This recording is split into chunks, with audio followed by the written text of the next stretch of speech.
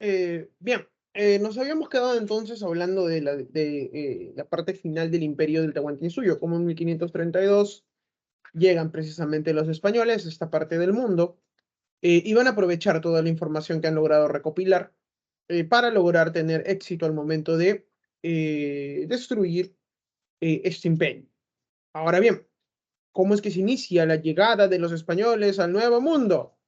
Básicamente, con el inicio de los viajes de Colón. La clase pasada habíamos hablado un poco de este evento, de cómo es que se inicia pues, la expansión europea. Pues bien, Colón va a ser uno de estos navegantes que va a llegar a la corona de Castilla y va a proponer realizar este viaje, esta expedición, navegando hacia Occidente, tratando de llegar a Oriente. ¿Por qué España? Como ya hemos hablado en la clase pasada, España para finales del siglo XV va a lograr unificar todo el territorio de la península española bajo un solo reino cristiano, con la unificación de los dos reinos más importantes, Castilla por un lado y Aragón por el otro.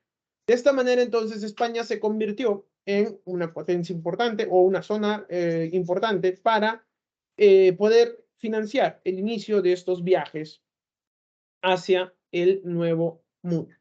Las coronas de Castilla y Aragón se fusionan en el año de 1479 y logran expulsar al último reino moro, que es el reino moro de Granada, en el año de 1492.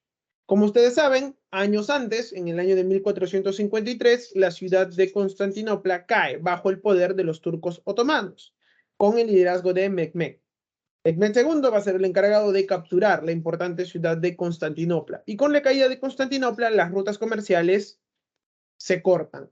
Con la ruptura de las rutas comerciales, entonces los europeos entran en una frenética búsqueda de nuevas rutas comerciales para poder reemplazar la tradicional ruta comercial que seguía todo el Mediterráneo oriental y que conectaba con la India, con la China, de la cual se extraían productos como la canela, el clavo, la pimienta, la porcelana, la seda y demás. Pues bien, los primeros en lograrlo, como ya vimos en la clase pasada, son los portugueses, que con Vasco da Gama logran llegar hacia Calicut. Colón lleva en un primer momento el proyecto hacia la corona de Portugal, pero como los portugueses ya habían logrado asegurar una ruta comercial a través del Océano Índico navegando por el Cabo de Nueva Esperanza, pues desechan el proyecto. Por eso es que Colón va a recurrir ¿a dónde? A la corona de Castilla. Que si bien es cierto, para esta época la reina Isabel se había casado con su primo Fernando, esto no aseguraba una unificación total. Como ya hemos visto en la clase pasada, tenemos que esperar todavía al nieto de estos dos señores, que va a ser Carlos I de España, que le va a dar una unificación más estricta al territorio. Aquí todavía estamos hablando de Castilla. Por eso es que Colón, justamente, combinando todas estas condiciones históricas, en donde vamos a tener la llegada de una gran cantidad de dinero hacia Castilla, producto de la expulsión de Granada, una unificación cristiana de la península ibérica. Esto le va a permitir precisamente a la corona castellana a financiar los viajes de Colón. Por eso es que Isabel de Castilla autoriza la expedición. Como les dije en la clase pasada, esto de que la tierra era redonda no es algo nuevo para el mundo occidental. Lo que sucede es que ha habido toda una tradición de desprestigiar, como ustedes saben, a la Edad Media. Y por eso es que los escritores, sobre todo del siglo XIX, una razón, sobre todo de desprestigiar esta época oscurantista, los del siglo XVI en adelante, señalaban que en la Edad Media supuestamente la gente pensaba que la Tierra era plana y demás. De hecho, no. La gente sabía que la Tierra era redonda. Eratóstenes, desde la Edad Antigua, ya había logrado medir casi de forma exacta la circunferencia de la Tierra y a través de un experimento, ya desde la antigüedad se había logrado descubrir que la Tierra era redonda. Lo que no se había hecho, en efecto, era lograr comprobar que la Tierra era redonda a través de un viaje, pero sí, a través de una serie de medidas matemáticas se había logrado comprobar la esfericidad de la Tierra. Durante la Edad Media, intelectuales y filósofos de la talla de Tomás de Aquino, por ejemplo, van a señalar que la Tierra es redonda y va a corregir a aquellos filósofos e intelectuales medievales que habían dicho que la Tierra era plana, sacando una supuesta interpretación de la Biblia, pero era del común conocimiento de que la Tierra era redonda. Y para la Edad Moderna también se sabía que la Tierra era redonda. Este proyecto de Colón de que la Tierra era redonda no era algo nuevo, no era algo novedoso, no era algo que Colón se había sacado de la manga, pertenecía a toda una tradición intelectual en la cual se sabía que la Tierra tenía forma esférica. Lo que no se sabía era qué se podía encontrar si navegabas hacia mar abierto. O sea, nadie había hecho un viaje y había vuelto para decir que efectivamente había tierra al otro lado del mar. O sea, no se sabía exactamente qué se iba a encontrar si se navegaba hacia Occidente. Colón va a señalar lo siguiente, y este va a ser, digamos, la novedad de Colón. Va a decir, si la Tierra es redonda, como se sabe, entonces navegando hacia Occidente se va a poder llegar hacia Oriente, porque básicamente estaríamos dando una vuelta. Lo que pasa es que no se sabía el tiempo exacto que iba a durar este viaje. Colón, como era matemático y era marinero, había hecho una serie de cálculos y había establecido que navegando un par de meses hacia Occidente se podía llegar a la India y de esta manera se podía encontrar rutas comerciales mucho más prácticas, mucho más seguras y sobre todo mucho más rápidas.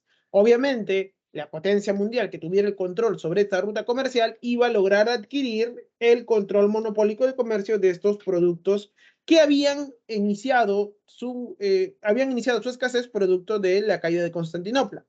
Recuerden, Colón no sabía que había un nuevo continente. Colón pensaba que iba a llegar al mundo asiático.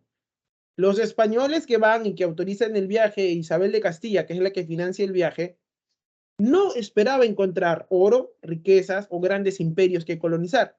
Lo que ellos esperaban encontrar eran netamente rutas comerciales seguras. Por eso es que se financia el viaje de Colón. El objetivo era encontrar una ruta comercial hacia el mundo asiático que permitiera traer clavo, canela, pimienta y este tipo de productos. Pues bien, autorizado entonces por Isabel de Castilla a través de la firma de la capitulación de Santa Fe, firmado el 17 de abril de 1492, Colón inicia su primer viaje, saliendo del puerto de Palos el 3 de agosto de 1492. Ahora, dentro de la capitulación de Santa Fe, se señalaba lo siguiente. Todas las tierras nuevas conquistadas por la expedición de Colón iban a ser conquistadas a nombre de la corona de Castilla. ¿Por qué a nombre de la corona de Castilla? Porque para esta época España como tal no existía. Recuerden que recién aparece España ya como tal desde Carlos I en adelante. Para esta época todavía estamos viendo que a pesar de que se han casado Isabel de Castilla y Fernando de Aragón, ambos reinos todavía no se han unificado del todo. Por eso es que las tierras que va a ir tomando Colón se hacen a nombre de la corona de Castilla. A cambio de esto, Colón iba a ser señalado como almirante, virrey y gobernador de todas las tierras que descubriese. De esta manera, entonces, vuelvo a repetir, el 3 de agosto de 1492, Colón parte del puerto de Palos a bordo de 2 carabelas y un nao que para la historia han pasado como las 3 carabelas, que van a ser la Niña, la Pinta y la Santa María, con una tripulación de 150 hombres. Va a dirigirse hacia Occidente esperando encontrar el mundo asiático, pero obviamente no lo encuentra. Después de unos meses viajando, la tripulación va a querer volver porque no encontraban tierra. Colón va a tratar de contener los ánimos, va a tratar de convencer a la tripulación de continuar el viaje y de esa manera el 12 de octubre de 1492 el marinero Rodrigo de Triana va a ser el que avista tierra. ¿A dónde ha llegado Colón? A las islas antillanas de Guanaení, luego bautizada como San Salvador. Y en esta primera expedición va a llegar a la isla La Española, que actualmente son los países de Haití y República Dominicana, y la isla Juana, que actualmente es la isla de Cuba. Colón no va a saber que esto es un nuevo continente y va a creer que ha llegado a algún lugar del mundo asiático, particularmente a algún lugar del Japón. ¿Colón se equivocó? Sí, y por mucho. Sin embargo, recuerden que Colón es un hombre que vive esta época de transición del mundo moderno, perdón, de la Edad Media al mundo moderno. Por eso es que para Colón, siguiendo esta estructura de pensamiento dentro del contexto de la época en la que va a vivir Colón, los lugares narrados por la Biblia eran lugares reales. Y precisamente, varios de estos lugares narrados por la Biblia, según la tradición de esa época, estaban en algún lugar del mundo asiático. Colón, al ver que las poblaciones nativas de estos lugares no tienen un desarrollo económico y político muy grande, básicamente tenían una incipiente agricultura y vivían más que nada de la caza y la recolección. Colón va a interpretar que estos hombres todavía viven sin el pecado original y este tipo de cosas de preceptos cristianos católicos, y por eso es que él va a pensar que ha llegado a algún lugar cerca de lo que se conocía como el Jardín del Edén y demás, porque para Colón, para esa época, esos lugares supuestamente eran reales y estaban ubicados en un lugar del mundo asiático. Al ver a la población que no tiene que no tiene un gran desarrollo político, social o económico, sobre todo de las de estas islas antillanas, Colón lo que va a hacer es afianzar su creencia de que ha llegado a algún lugar del mundo asiático. Por eso es que ni corto ni perezoso va a volver a España llevando todo lo que ha encontrado junto con un grupo de nativos antillanos, y por eso es que se va a autorizar un segundo viaje en el año de 1493. En este segundo viaje va a tomar posesión de Bahamas, Guadalupe, Jamaica, Puerto Rico, y se va a fundar la primera ciudad española permanente. Santo Domingo por un lado e Isabela en la isla La Española. Santo Domingo e Isabela van a ser las dos primeras ciudades permanentes españolas. En el primer viaje había dejado un contingente, supuestamente que lo iba a esperar en su segundo viaje, pero cuando Colón regresa en el segundo viaje ya no encuentra a estos españoles. Probablemente habían sido eliminados por la población nativa. Pues bien, no obstante, Colón no logra encontrar, por un lado, tierra firme y no logra encontrar un paso que le permita asegurar de que ha llegado a la India. Todos, según desde la perspectiva de Colón, son indicios de que ha llegado al mundo asiático, pero evidentemente no era Asia. Por eso es que Colón va a desgastar sus últimos dos viajes en tratar de encontrar algún tipo de paso o ruta que le permita confirmar de que está en algún punto del mundo asiático y que ha llegado a la India. Sin embargo, Colón no lo va a encontrar. Un tercer viaje se va a producir en el año de 1498. Aquí Colón va a navegar hacia el sur, llegando hacia la zona de Venezuela, particularmente a la desembocadura del río Orinoco, en donde por fin Colón va a pisar tierra firme, tierra continental, América del Sur.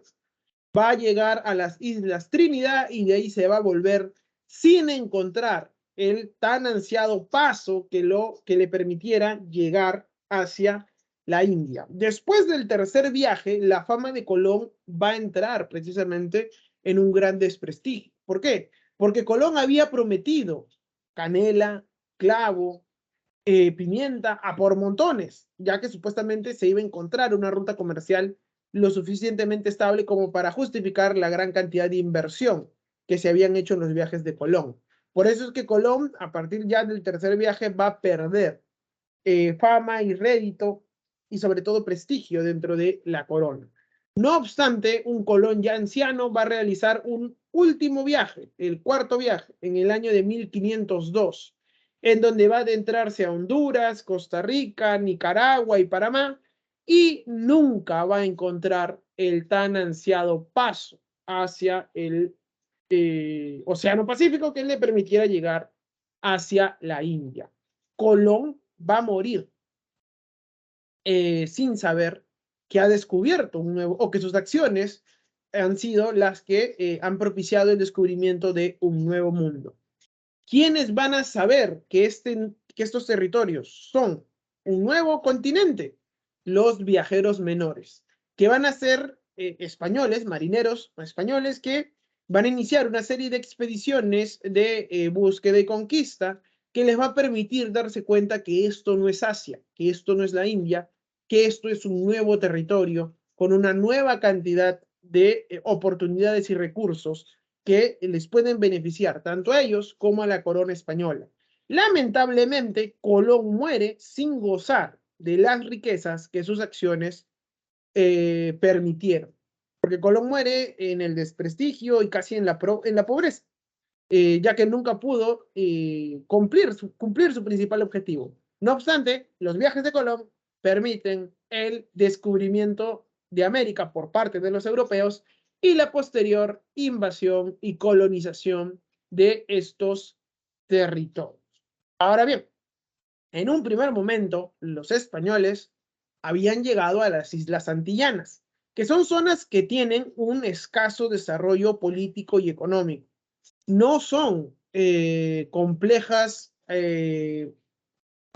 grupos humanos. Algunos de ellos todavía viven de la caza y la recolección y una incipiente agricultura. Van a ir posicionándose los españoles de todos estos territorios, van a ir sometiendo a la población en torno a la primera forma de ocupación, de ocupación española, que va a ser la encomienda.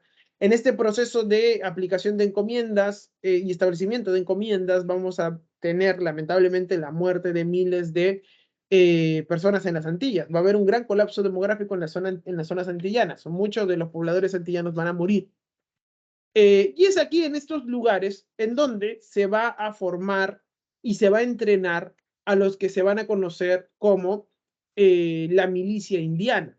¿Qué es la milicia indiana? Son aquellos soldados españoles que llegan aquí a América tratando de granjearse una nueva vida, porque el nuevo mundo ofrecía nuevas oportunidades. Violentos, belicosos, ambiciosos, sí, sí lo eran. ¿Por qué? Nuevamente, hay que ubicarnos en su contexto. La mayoría de estos soldados, porque son soldados en su mayoría los que llegan, o que luego son entrenados como soldados, vienen de una sociedad muy violenta, vienen de una sociedad que ha vivido una serie de conflictos armados en contra de los moros, una serie de campañas militares. Muchas de estas personas han sido soldados y toda su vida se las han pasado de soldados.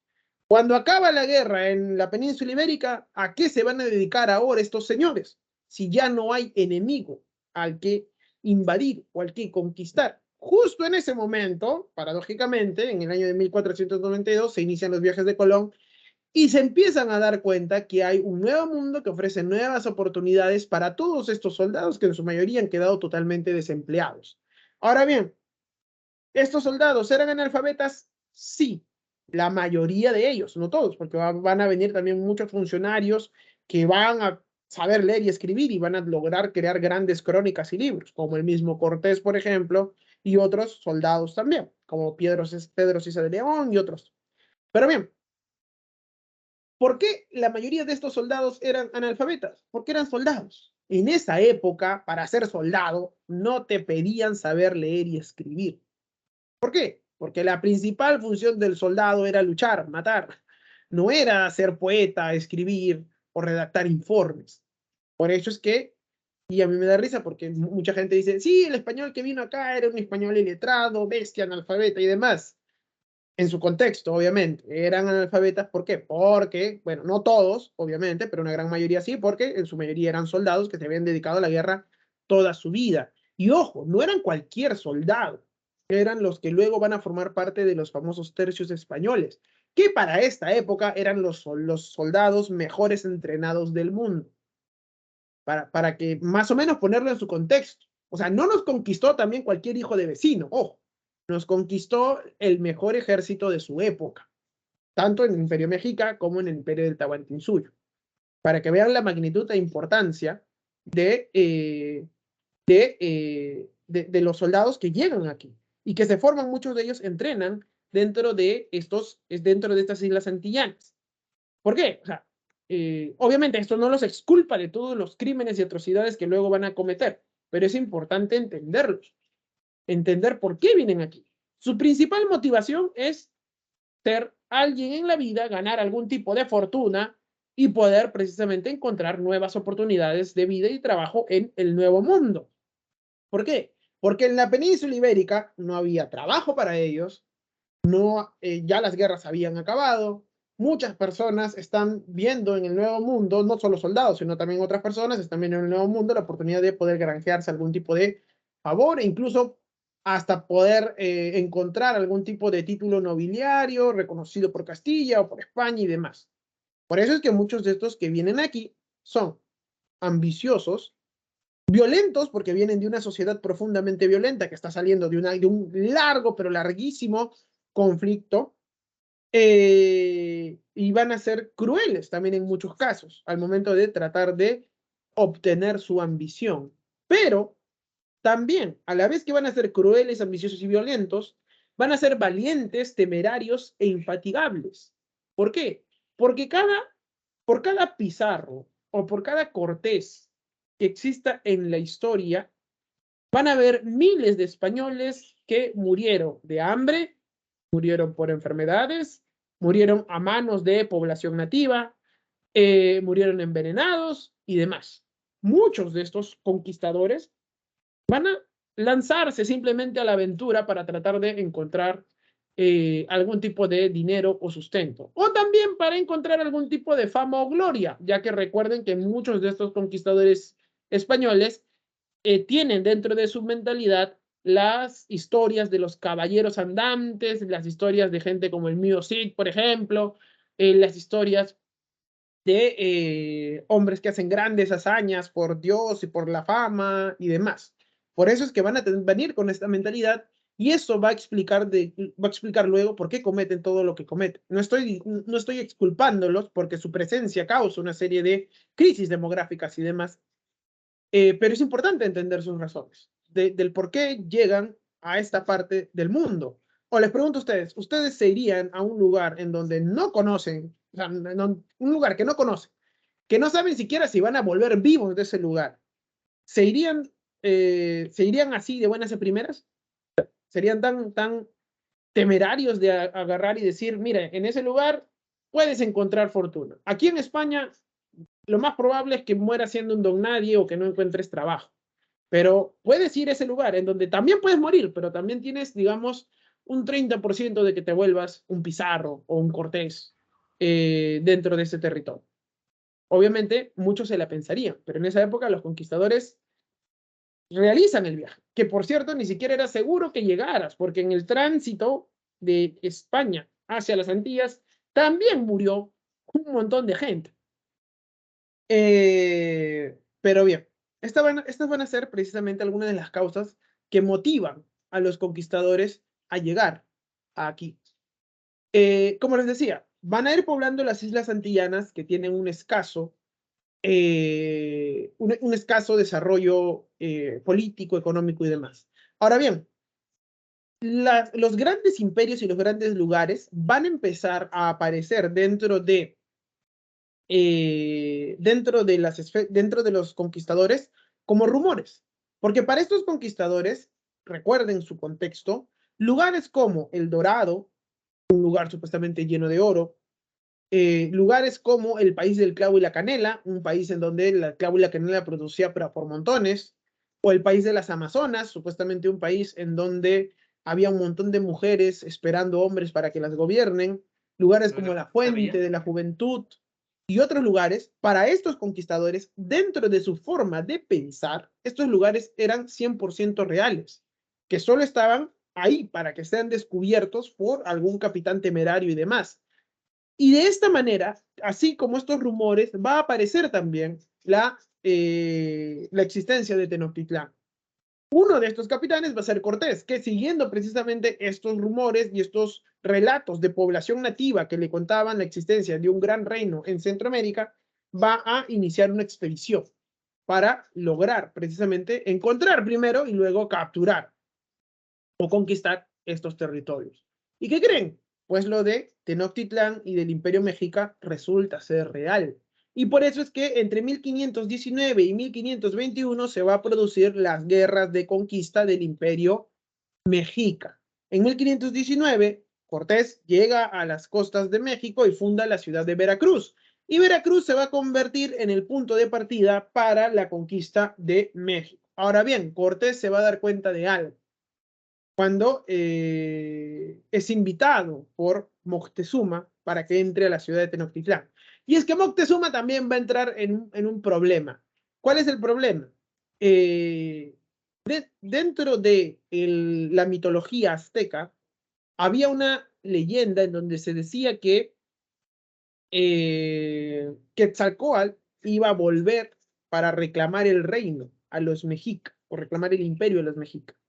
Moctezuma va a tomar esta leyenda totalmente literal, como estaba dentro del plano mitológico azteca, y por eso es que él va a entrar en depresión al enterarse de la llegada de estos extraños personajes. ¿Por qué? Porque él va a decir, rayos, ha llegado este ser divino a reclamar su poder, y por eso es que Moctezuma no va a reaccionar de forma directa. Moctezuma va a tener una ambigüedad al momento de tratar con estos nuevos llegados. ¿Por qué? Porque por un lado les va a dar joyas y les va a dar joyas y regalos esperando de que los españoles tomen estos presentes y se vayan, y por otro lado los va a ir hostigando militarmente. Obviamente los españoles, al ver la cantidad de joyas y regalos que están recibiendo, lejos de tomarlo e irse, lo que hacen es avivar su codicia. Y por eso es que van a seguir entrando dentro del territorio azteca hasta que Moctezuma los invita a pasar. Y en 1520, los españoles entran a Tenochtitlán y se quedan maravillados por lo que ven. ¿Por qué? Porque lo que ven es una ciudad en su gran esplendor, bien construida sobre un lago, que encima está muy bien habilitada y conectada por una serie de puentes retráctiles y demás. Cortés y compañía no van a creer lo que están viendo porque parece cosa, pero así, inventada. Ellos no pensaban que en un lugar como el Nuevo Mundo existiera un imperio tan organizado y una ciudad tan bien construida como Tenochtitlán. Palacios, templos, mercados, unidades habitacionales, una maravilla Tenochtitlán para los conquistadores españoles. Los españoles se van a dar cuenta de algo. No toda la población nativa mesoamericana estaba del lado de los aztecas. Había mucha población nativa que veía a los aztecas o mexicas como conquistadores. Y esto fue aprovechado por los españoles para avivar estas diferencias. Por eso es que mucha población nativa mesoamericana que había caído bajo el control azteca va a decidir aliarse con los españoles y convertirse en nativos auxiliares en la guerra que se avecinaba en contra de los mexicas. Moctezuma va a caer secuestrado en su misma ciudad y en su mismo palacio por los españoles. La población mexica se va a hartar de la presencia de los españoles que exigían y demandaban una gran cantidad de oro. Por eso es que la misma población se va a rebelar en contra de Moctezuma y al final Moctezuma va a caer muerto. De esta manera, entonces, los españoles van a ser expulsados de Tenochtitlán, luego en el evento que se va a conocer como la Noche Triste, en donde los españoles estuvieron, pero a punto de ser eliminados.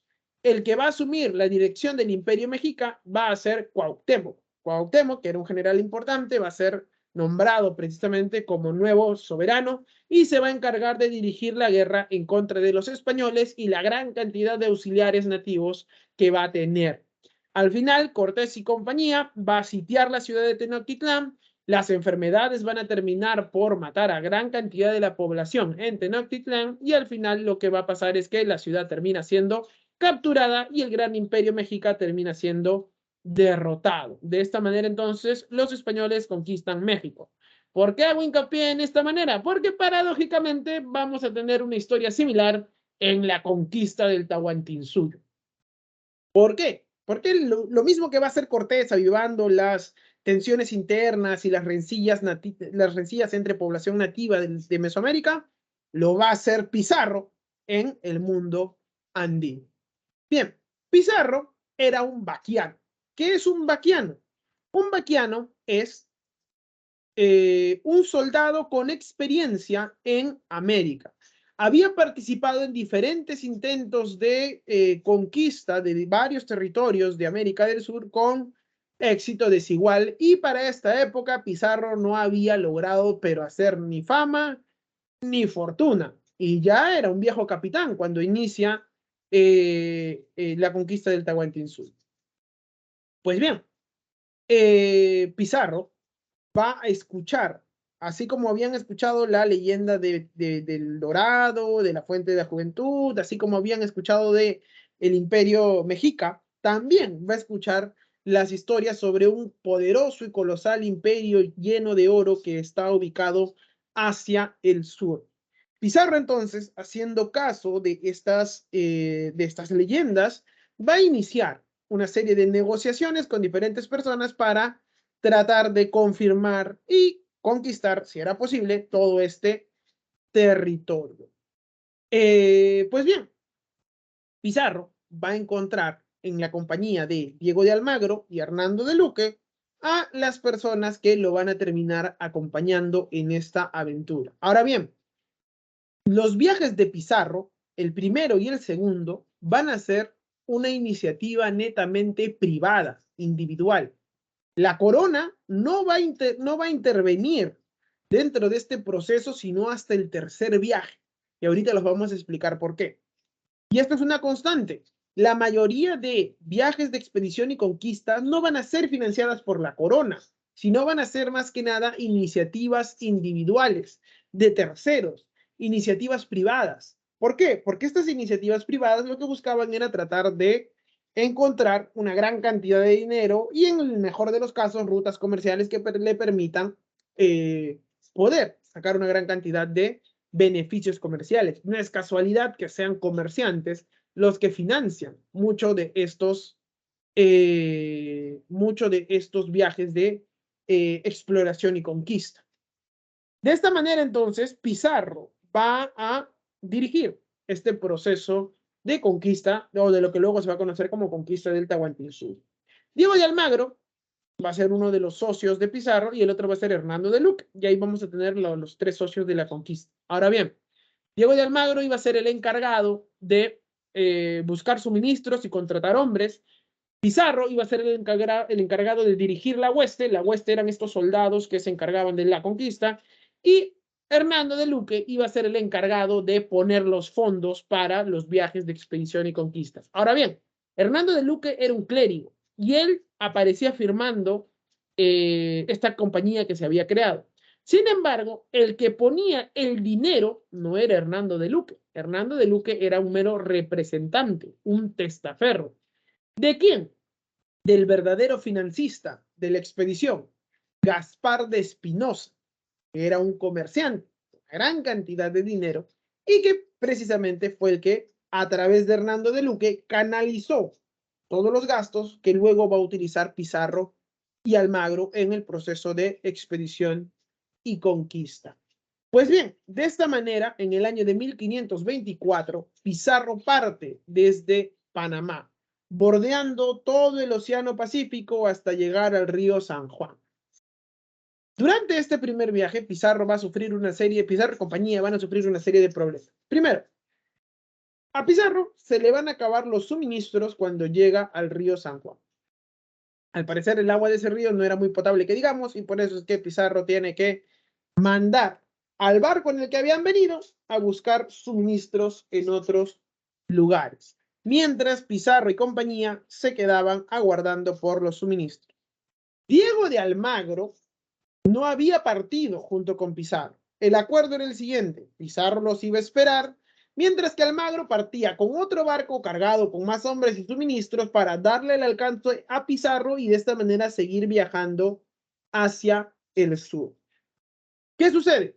Se produce el incidente de Puerto de Hambre. ¿Qué es el incidente de Puerto de Hambre? Pizarro esperando a Almagro. Almagro nunca llega. La gente de Pizarro se está muriendo de hambre y muchos de ellos se están enfrentando a población nativa. Por eso es que se le conoce a este incidente como Puerto de Hambre. Se dice que incluso tuvieron que comer sus propias botas. Como ustedes sabrán, las botas estaban hechas como están, hechas de cuero, entonces si tú pones tu bota en agua, vas a tener una especie de caldo y demás. Pero bien, se produce entonces el Puerto de Hambre en donde Pizarro y compañía están muriendo de inanición. El barco que habían enviado por suministros regresa sin ningún tipo de rastro de la llegada de Almagro. Por eso es que Pizarro decide reembarcarse y volver a Panamá. En el ínterin, Almagro ha partido de Panamá, llega al lugar en donde supuestamente habían acordado encontrarse, pero no encuentra a Pizarro. Y ahí se produce un incidente. La población nativa que había hostigado a Pizarro también hostiga a Diego de Almagro, y ahí en esa refriega una flecha le cae en el ojo a Almagro, dejándolo tuerto para siempre. En represalia, Almagro y compañía deciden quemar el pueblo de donde había venido ese ataque, produciéndose el incidente de pueblo quemado. De esta manera, Almagro, al ver que no hay ni rastro de Pizarro, decide reembarcarse y volver a Panamá. En Panamá, Diego de Almagro y Francisco Pizarro por fin se encuentran. ¿Y saben qué hicieron estos señores? Se abrazaron y prometieron volverlo a intentar. Gran parte de su tripulación ha muerto de hambre, ha muerto de inanición. Uno de sus capitanes ha perdido un ojo. Y lo peor, no han encontrado nada que confirme la existencia del Tahuantinsuyo. O sea, no han encontrado ningún rastro de que indique que en efecto en este lugar, o si se sigue navegando hacia el sur, se va a encontrar un gran imperio. Y estos locos lo vuelven a intentar o lo quieren volver a intentar. Yo personalmente no lo haría. Este primer viaje fue terrible porque no encontraron nada y ni se cumplió nada de los objetivos que se habían trazado. Pero estos señores no tenían de otra. Era o conquistaban algo o obtenían algún tipo de rédito económico o se morían en la pobreza y en el anonimato para el resto de sus vidas. Era todo o nada con estos señores. Por eso son intrépidos, infatigables y en muchos casos muy valientes, además de codiciosos y violentos. Pero bien, se produce entonces en el año de 1526 un segundo viaje. En este segundo viaje, las cosas también pintan terribles, porque se sigue navegando hacia el sur y no encuentran pero ni seña de la existencia del Tahuantinsuyo. Van a llegar a la isla del Gallo y ahí van a enviar el barco por suministros hacia Panamá. En esa isla del Gallo, la gente, acompañada a Pizarro, se va a cansar de seguir viajando hacia el sur. Y en el barco que habían enviado a Panamá por suministros, van a enviar una carta al gobernador de Panamá pidiéndole que por favor los rescate de este loco que solo les va a causar la muerte. El gobernador de Panamá, al enterarse de lo que está pasando, decide enviar a otro barco desde Panamá a la isla del Gallo para llevarse a todos los españoles que estaban con Pizarro, que pedían y que exigían volver a Panamá. De esta manera, entonces, cuando el barco enviado por el gobernador de Panamá llega a la isla del Gallo, Pizarro se va a ver muy molesto por lo que habían hecho sus seguidores y va a trazar precisamente una línea con su espada, produciéndose el incidente de la isla del Gallo con los 13 de la fama o los 13 del Gallo, que son los 13 compañeros de Pizarro que deciden quedarse a esperar el barco que habían enviado por provisiones para continuar viajando hacia el sur. Los demás deciden embarcarse y volver a Panamá. Cuando llegue el barco con provisiones, además de la orden del gobernador de Panamá de hacer volver por la fuerza a Pizarro, Pizarro convence al capitán del barco de seguir navegando hacia el sur. Y es ahí en donde por fin encuentran una información que confirma la existencia del Tahuantinsuyo. Van a llegar hasta Guayaquil y luego llegan a Tumbes.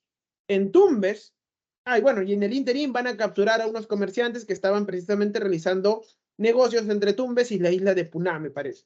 Ahí van a confirmar, debido a la gran cantidad de riquezas y piezas que se estaban llevando al intercambio, que existía un gran imperio hacia el sur. Y luego lo reconfirman ya cuando llegan a Tumbes. Tumbes va a ser una ciudad con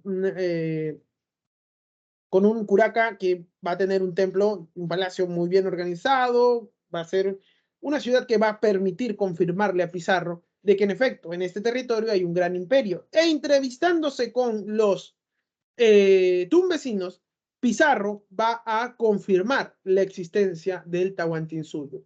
En este segundo viaje, el curaca de Tumbes va a aceptar la llegada de Pizarro y lo va a tratar con mucha cordialidad. ¿Por qué? A diferencia de lo que pasa en Mesoamérica, en un primer momento, los hombres del mundo andino van a ver a Pizarro y Pizarro y compañía como si fuera un hombre. No lo van a tratar como Dios o lo van a ver como un enviado divino, nada. Van a verlos como hombres, barbudos, blancos, en armaduras y todo, pero como hombres al fin y al cabo. Y ahí precisamente Pizarro se va a enterar de la existencia del Tahuantinsuyo. Se va a enterar de la guerra civil entre Huáscar y Atahualpa. Y se va a enterar precisamente de la fragilidad de este imperio y de la existencia del Cusco y demás. Pizarro va a seguir navegando hacia el sur, llegando hasta la desembocadura del río Santa, en lo que actualmente es Anca.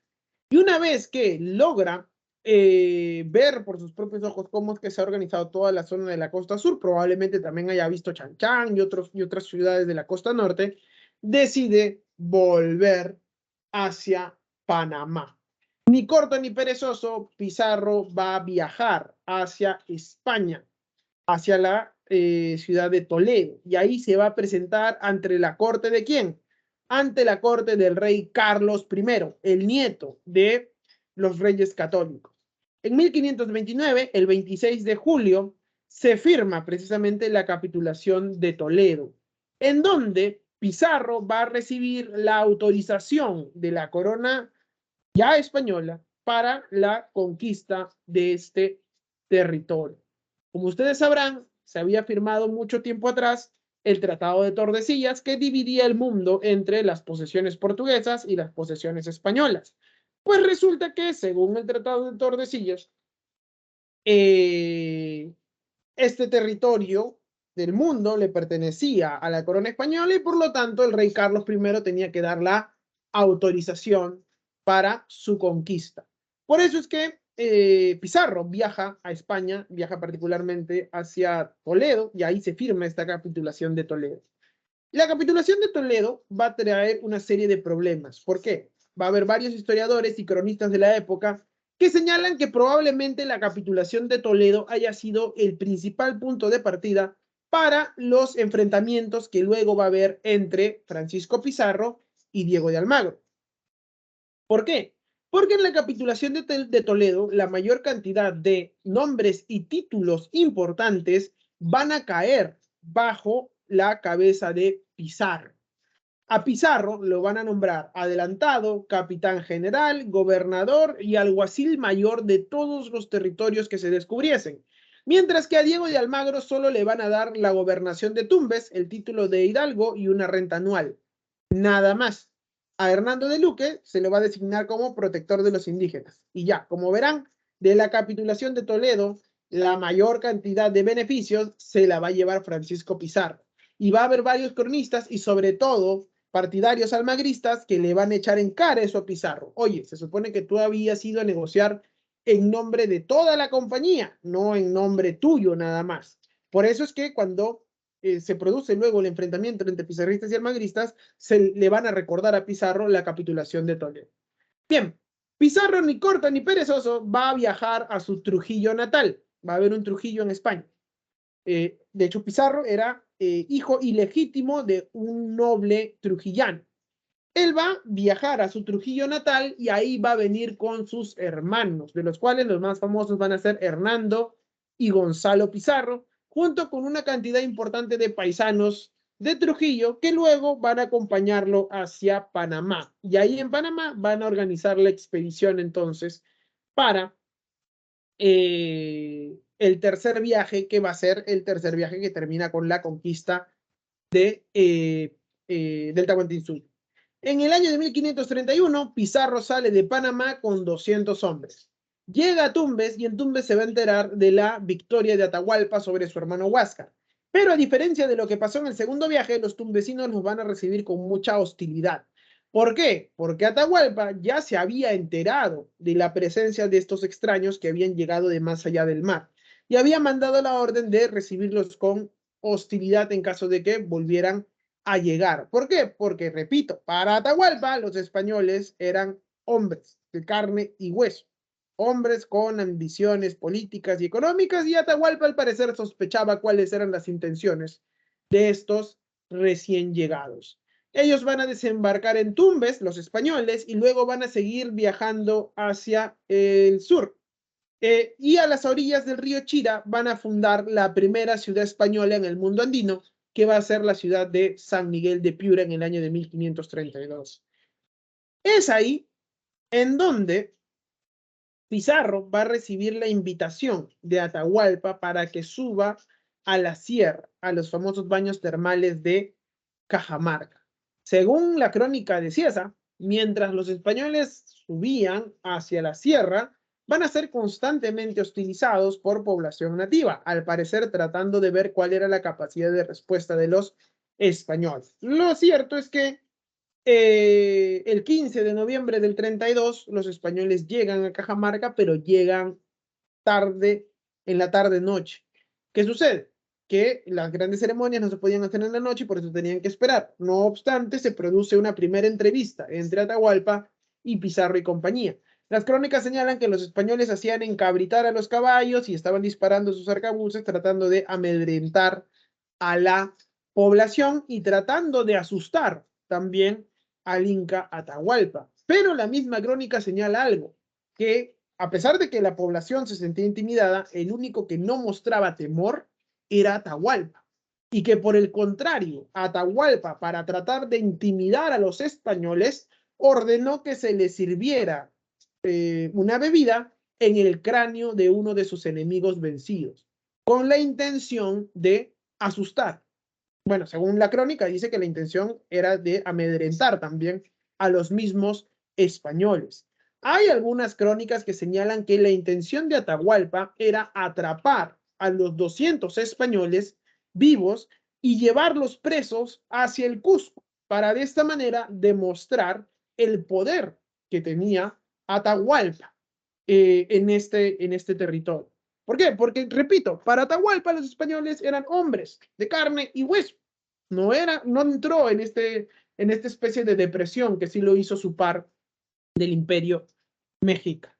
Al día siguiente, el 16 de noviembre de 1532, los españoles hacen el infame ardid sobre Cajamarca, rodeando el lugar y logrando capturar rápidamente al Inca. Y esta va a ser una de las cuestiones del por qué también cae rápido el imperio. Verán, dentro del mundo andino, el líder tiene una importancia vital, y más si es un Inca, que es obviamente considerado hijo del dios Sol. ¿Qué sucede? Los españoles rápidamente capturan a Atahualpa, y esto va a ocasionar un problema. Varios de los soldados incaicos, en lugar de luchar abiertamente con los españoles, quieren liberar a Atahualpa. Y las crónicas, sobre todo las militares, son muy crudas. ¿Por qué? Porque los cronistas señalan que los soldados españoles lo que tenían que hacer era simplemente cortar brazos y manos a por doquier. Y ellos mismos cuentan que los seguidores de Atahualpa, consternados por la captura del Inca, incluso sin manos y sin brazos, hacían todo lo posible por tratar de liberar a Atahualpa en lugar de luchar directamente con los españoles. ¿Por qué? En el caso de los españoles, si en el conflicto se hubiera muerto Pizarro, los demás españoles iban a seguir luchando. ¿Por qué? Porque luchaban en una guerra a muerte por su vida y porque Pizarro era solo un capitán y ya. Pero en el caso del mundo incaico, no. En el caso del mundo incaico, Atahualpa, era el Inca. No podían creer que el Inca, el hijo de Sol, haya caído capturado y que los dioses no hayan hecho nada. Por eso es que la conquista no solo refiere a un colapso demográfico, no solo refiere un colapso económico del Tahuantinsuyo, la desaparición del imperio, sino la desestructuración de la forma de pensar y de la ideología del mundo incaico. ¿Por qué? Porque se dan cuenta que sus dioses no están haciendo nada y ahí entran en una depresión dentro del mundo andino. Por eso es que rápidamente se logra capturar al Inca. Ahí vamos a tener un problema. Rápidamente, el Inca Atahualpa va a prometer a Pizarro que si lo liberaban, iba a dar los famosos cuartos de oro y de plata. Y por eso es que también los conquistadores tienen mala fama. No solo dentro, o sea, tienen mala fama, no solo en la historiografía peruana, sino también dentro de las mismas cortes españolas de la época, los mismos asesores y gobernantes de España van a cuestionar el actuar de los conquistadores. No tanto de Pizarro, porque Pizarro va a ser considerado uno de los grandes conquistadores de la historia, sino de los seguidores de Pizarro. Pero bien, Atahualpa va a estar cautivo durante 6 meses, producto del ofrecimiento de oro y plata que había hecho, pero Pizarro va a estar siempre con la sospecha de que probablemente Atahualpa estaba formando un gran ejército en el Cusco y que este ejército iba a venir para liberarlo. Rápidamente también Pizarro se va a dar cuenta que hay población nativa que no está de todo conforme con el dominio incaico. Y no solo eso, rápidamente Pizarro se va a dar cuenta que hay personas de la misma élite incaica que habían favorecido a Huáscar que no reconocían a Atahualpa como líder legítimo. Por eso es que luego de 6 meses, Pizarro, temeroso de un gran ejército que probablemente esté juntando a Atahualpa, decide ajusticiarlo. Y el 16 de julio de 1533, Atahualpa muere condenado al garrote. ¿Qué es el garrote? Es una pena en donde ponen a la víctima detrás de una especie de tronco, se amarra una soga y con una palanca la soga va a ir ajustando hasta que al final la víctima termina muriendo. De esta manera, Atahualpa muere. Y los españoles inician su tránsito hacia el Cusco, logrando entrar en el año de 1533. Ahí, en un primer momento, parte de la élite incaica, que había sido opositora a Atahualpa, acepta la llegada de Pizarro, con la condición, obviamente, de que los seguidores de Atahualpa sean removidos del cargo. Por eso es que Manco Inca, que en un primer momento era aliado de Pizarro, acepta el título de Inca. Ya después Manco Inca se va a dar cuenta de que este nombramiento de Inca por parte de los españoles había sido más que nada meramente figurativo, porque los españoles le exigían a Manco Inca que pague una serie de tributos en oro y demás. De esta manera, entonces, desaparece el imperio del Tahuantinsuyo. Repito, estamos viendo cómo va a haber población nativa del mundo andino que está en contra y que no acepta el dominio incaico, y que incluso va a haber miembros de la élite incaica que no veían a Atahualpa como su legítimo soberano o gobernante, producto de que habían salido recién de una guerra civil entre ambos incas.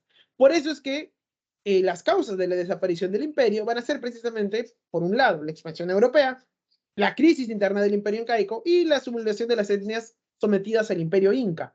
Muchas de estas etnias sometidas, como por ejemplo Cañaris, Chachapoyas, Huancas, que van a ver en la llegada de los españoles la oportunidad de desligarse del control incaico. Ahora bien, luego ya se van a dar cuenta que los españoles son tan o más conquistadores y opresores que los españoles, que los incas, perdón. Pero en un primer momento, esta población, estas etnias nativas, van a rebelarse en contra del dominio incaico apoyando a los españoles. Por eso es que se va a tener también un colapso demográfico.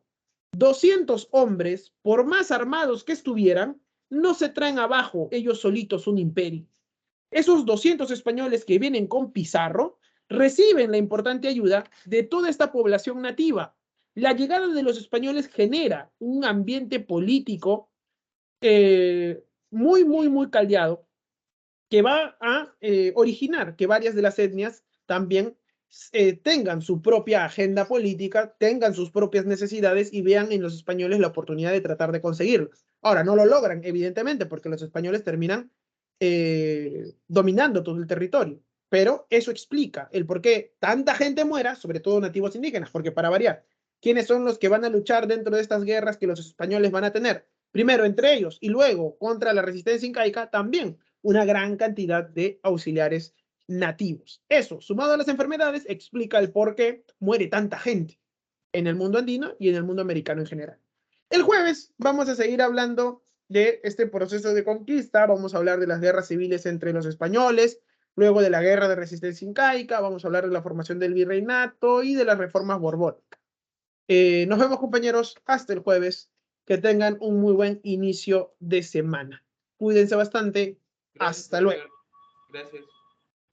Gracias, profesor. Hasta luego, cuídense bastante.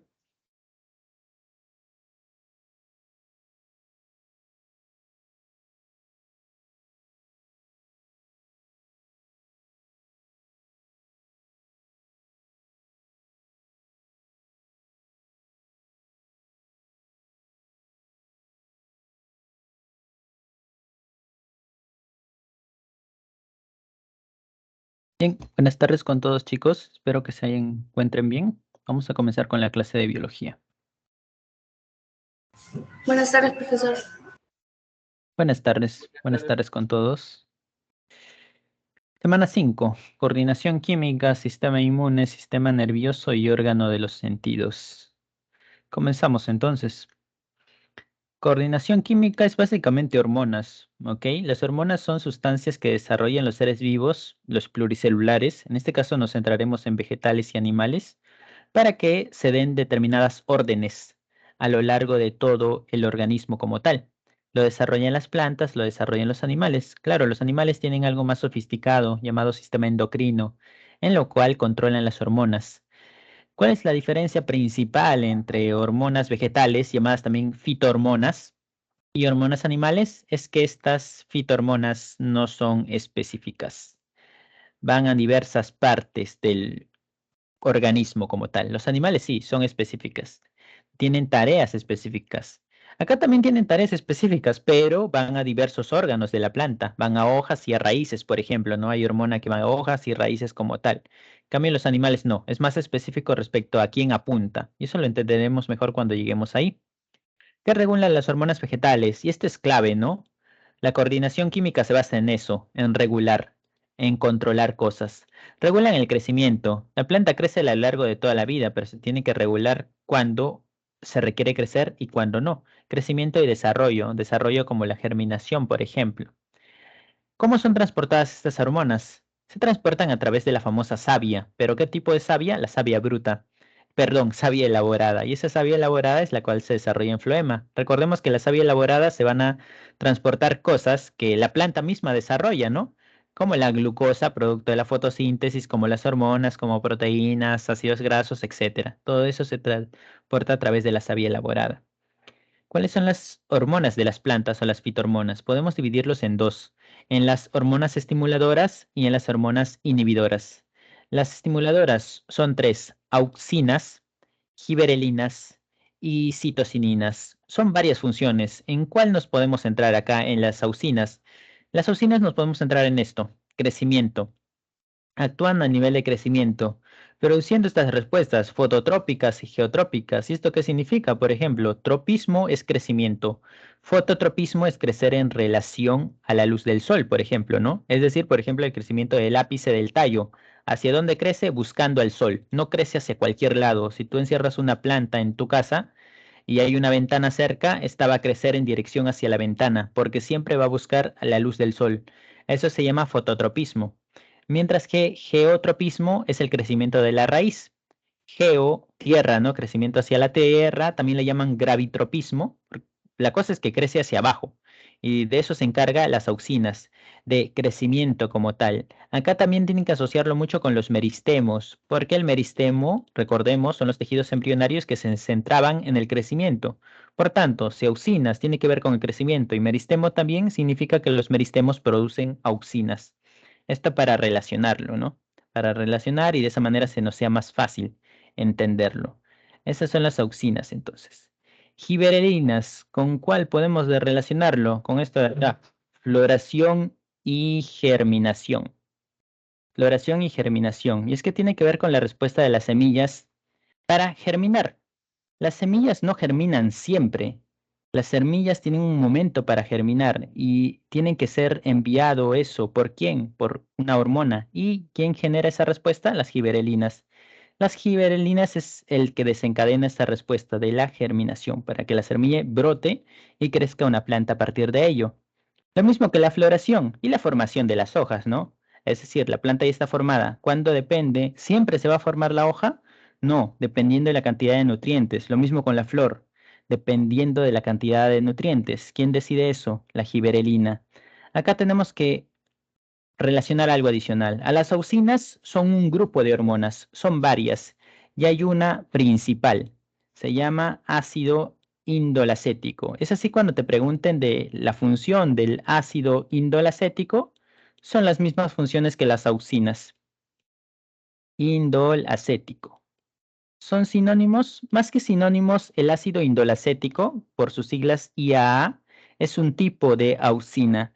Lo mismo con las gibberelinas. En las gibberelinas son varias y tenemos a un tipo de gibberelina, el más importante. ¿Cómo se llama? Ácido gibberélico.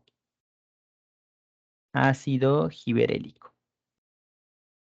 Por si alguna vez se encuentra esos nombres en alguna pregunta o en alguna alternativa, ¿no? Para que no se confunden. Ácido gibberélico. Bien. Formación de hojas, floración y germinación. Luego tenemos como tercera las citosininas. Cito significa célula, división celular, ¿no? Así que estimula la mitosis, que sabemos que es división celular. Hace eso precisamente las citosininas, estimular la mitosis, asimismo la síntesis, síntesis de ADN, ARN y proteínas, cualquiera de estos como tal. Favorece alargamiento de frutos y semillas. Inhibe que las hojas se amarilleen, por ejemplo, ¿no? Previene la senescencia, y acá tenemos varias funciones, ¿no? Quizá relacionarlo bastante con la mitosis, y es que cuando hay mitosis, ¿qué tiene que haber? Tiene que haber síntesis de proteínas, tiene que haber síntesis de ADN, así que está relacionado con esas cosas, ¿no? Con esas pequeñas cosas. Previene la senescencia, ¿qué significa? Previene que la hoja se amarillee, por ejemplo. Cuando la hoja envejece, senescencia es envejecimiento, la hoja se torna amarilla, y cuando se torna amarilla, cae. Y eso es lo que previene la citocinina, caso contrario que veremos en otra hormona de carácter inhibidora. Revisando rápidamente las imágenes, este es el ejemplo de fototropismo, ¿no? Crecer hacia la luz. Si la luz está sencillamente arriba, bueno, la planta crece directamente. Tenemos a la planta más o menos escondida, la luz está hacia un costado, la planta va a crecer de esa manera. ¿Quién dirige eso? Las auxinas, a través de los meristemos. Esto es geotropismo, ¿no? Geotropismo o gravitropismo también que se le llama, ¿no? El crecimiento de las raíces sencillamente hacia abajo. Y esto geotropismo negativo que es el fototropismo, ¿no? Estas son las gibberelinas. Y acá te indica, ¿no? ¿Qué pasa con una planta donde las gibberelinas están inhibidas? No hay gibberelinas.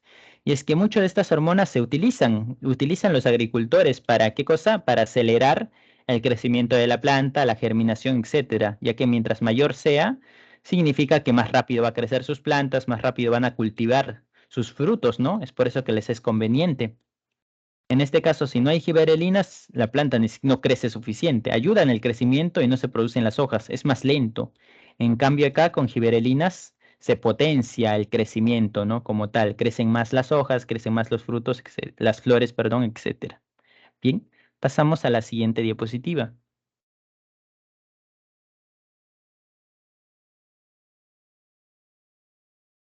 En lo que son las siguientes hormonas, las inhibidoras.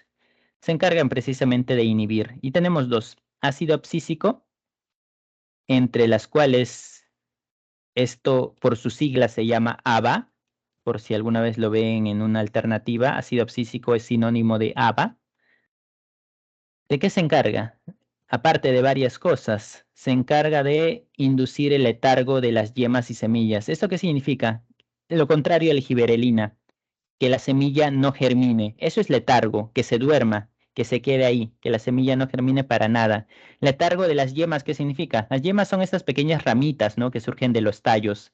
Significa que se quede ahí, que no crezcan hojas, lo contrario a las giberelinas como tal. Además que induce la caída de los frutos y las hojas. Abscísico viene de abscisir, ¿no? De cortar, perdón. Ácido abscísico significa eso. Abscisión, perdón. Viene de la palabra abscisión. Abscisión es cortar. ¿Cortar qué cosa? Cortar los frutos, cortar las hojas. Básicamente que las hojas caigan, que los frutos caigan también. Y es así que estos son bastante usados por los agricultores. Por ejemplo, hay periodos donde el ácido abscísico abunda bastante y depende de la luz del sol. Por ejemplo, en las etapas de otoño. Bueno, en Lima no hay otoño, ¿no? Casi es como frío y calor, pero en otras ciudades donde hay otoño, ahí en el otoño se produce el ácido abscísico. ¿Y eso qué produce? Produce que las hojas caigan. En determinadas etapas de desarrollo de las plantas, las hojas van a caer. ¿Van a caer para qué? Para ahorrarle energía a la planta. Y es que mantener a las hojas, a hojas ya que han envejecido, como que les genera un gasto de energía. Es por eso que les conviene que las hojas caigan. Y también les conviene que los frutos caigan. ¿Para qué? Para que de esa manera, a través de las semillas, puedan crecer otras plantas. ¿Quién se encarga de eso? ¿Quién se encarga de la abscisión de frutos y hojas? El ácido abscísico, precisamente. Además que regula el cierre de estomas en las hojas, ¿no? No hay estomas, no absorbe oxígeno, la hoja tiende a volverse más amarillenta y eso hace que caiga sencillamente. ¿Bien? Ese es el ácido abscísico. ¿Y el etileno? ¿Con qué relacionamos el etileno? Con esto de acá, con la maduración de los frutos.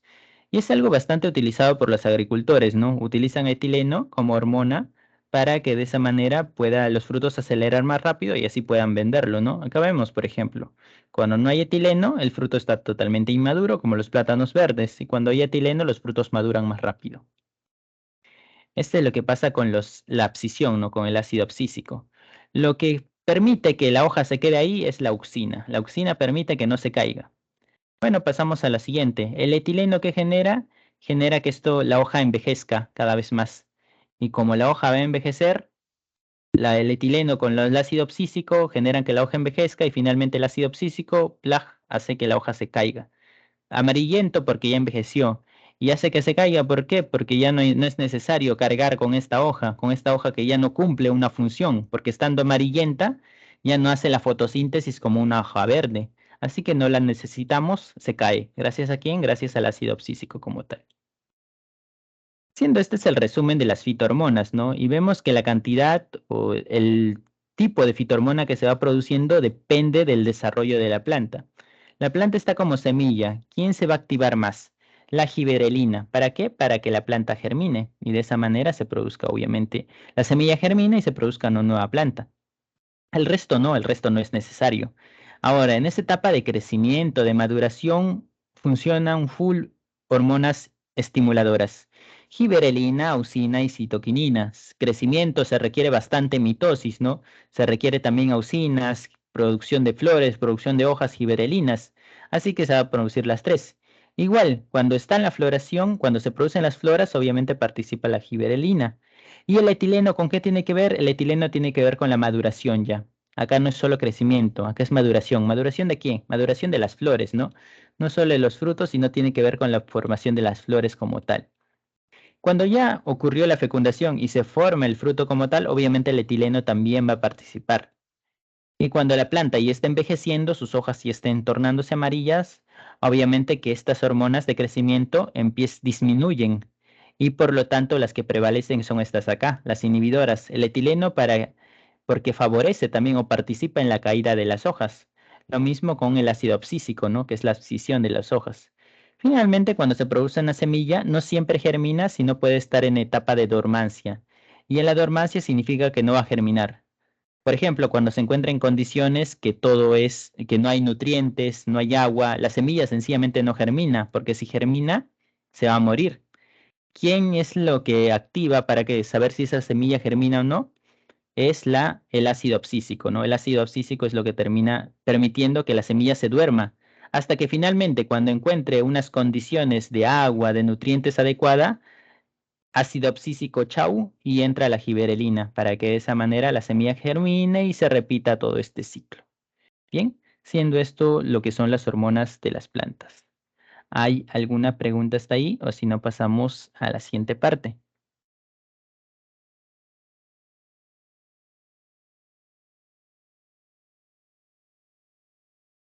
Parece que no hay alguna pregunta. Perfecto, gracias Fabiana. Pasamos a la siguiente No, claro, profesor. diapositiva. Bien, gracias. Pasamos a la siguiente. Esto ya es acerca de hormonas animales y como les digo, esto ya es más sofisticado. Acá ya hay un sistema y acá ya es más específico. Acá como ven, una hormona a varias partes de las plantas, ¿no? Acá no, es a una sola parte. Se encarga de una sola cosa y vamos a entenderlo porque acá. El sistema endocrino humano. ¿Quién controla todo el sistema endocrino? Bueno, el centro de control se encuentra el hipotálamo. Esta es una unión, ¿no? Una unión hipotálamo, el cual se encarga de regularlo a través de quién, a través de la hipófisis. La hipófisis es la conocida glándula maestra, es la glándula principal.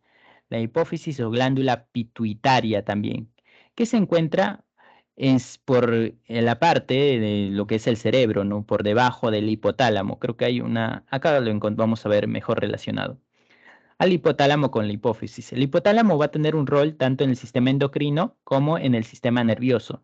En el sistema endocrino porque se va a encargar de producir hormonas y las hormonas no son liberadas por el hipotálamo, sino por la hipófisis y lo vamos a entender acá mediante esta relación.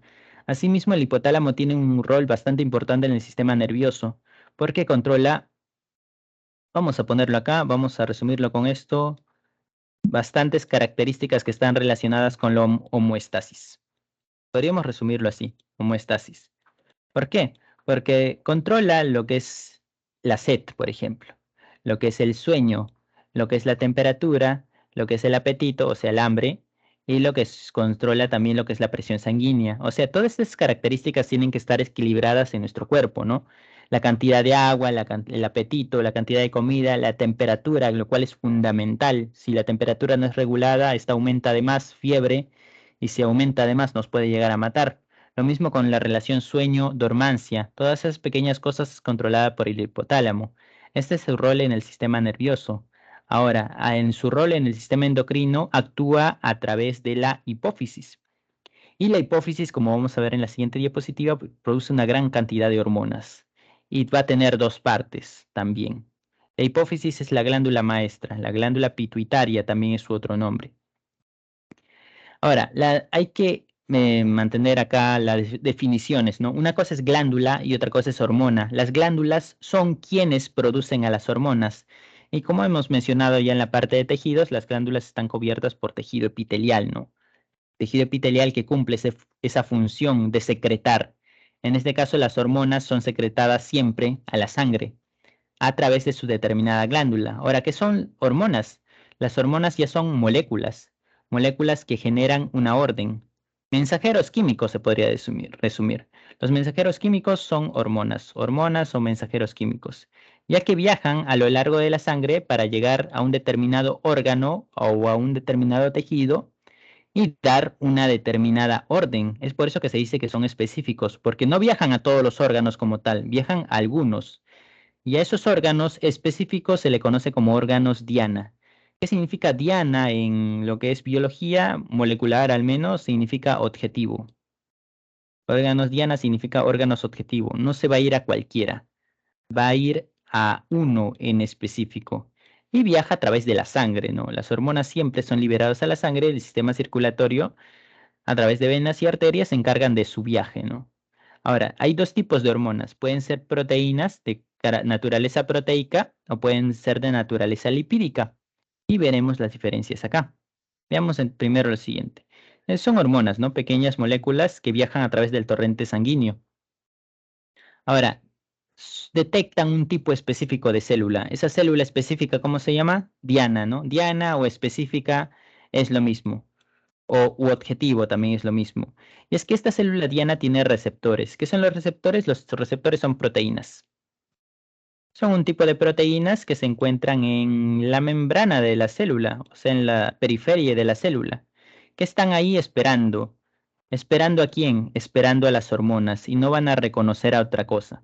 Reconocen solo las hormonas. Cuando la hormona llega, va a generarse acá una orden en la célula, la cual veremos acá a continuación. Pero es así. La célula reconoce a la hormona, ¿por qué? Porque tiene proteínas específicas para cada hormona. Por ejemplo, hay receptores específicos para la insulina, receptores específicos para el cortisol. No hay un receptor específico para cualquier hormona, es para cada una de manera específica. Bien, esos son los receptores.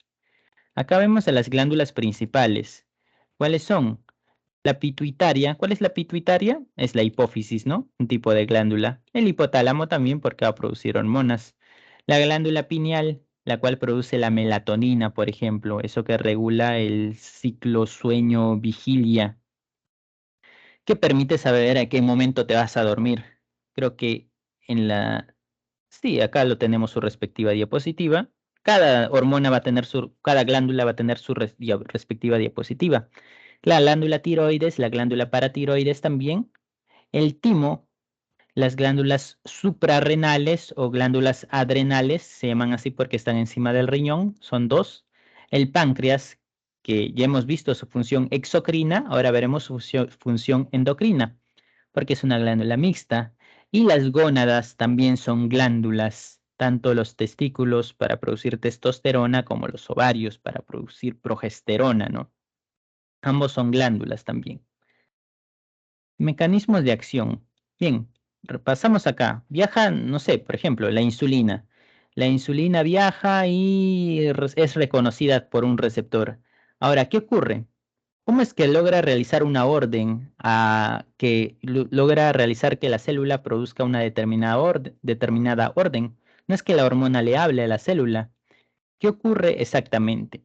Y bueno, para eso nosotros tenemos que hacer una separación, ¿no? Y es que hay dos mecanismos, dos tipos de mecanismos. Uno para hormonas de carácter proteico y otro para hormonas de carácter esteroideo. Lo esteroideo son las hormonas lipídicas, ¿no? Las derivadas del colesterol. Por ejemplo, proteico es la mayoría como cuál, como la insulina, por ejemplo, ¿no? La insulina, el glucagón, la hormona del crecimiento, esas son hormonas de tipo proteico. Las esteroideas son, por ejemplo, el cortisol, la testosterona, la progesterona, por ejemplo, ¿no? Testosterona.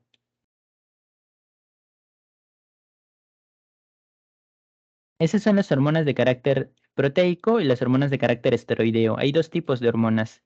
¿Qué pasa cuando es una proteína? Es diferente a cuando es un lípido, ya que las hormonas esteroideas son lípidos. Recordemos, ¿no? Los esteroides son un tipo de lípidos que derivan del colesterol, un lípido complejo. Es diferente. ¿Cuál es la diferencia principal entre una proteína y un lípido? Su interacción con el agua. Las proteínas son hidrofílicas, interactúan con el agua, los lípidos no. Es por eso que hay diferencias en cómo reacciona en la célula. Viaja la insulina a lo largo de la sangre. Viaja y es detectada por un tipo de células, que puede ser una célula muscular. Entonces la hormona es detectada ¿por quién? Por un receptor, ya lo hemos mencionado, ¿no? Y el receptor está a lo largo de todas las células musculares, en este caso, ¿no? Células que detectan a la insulina.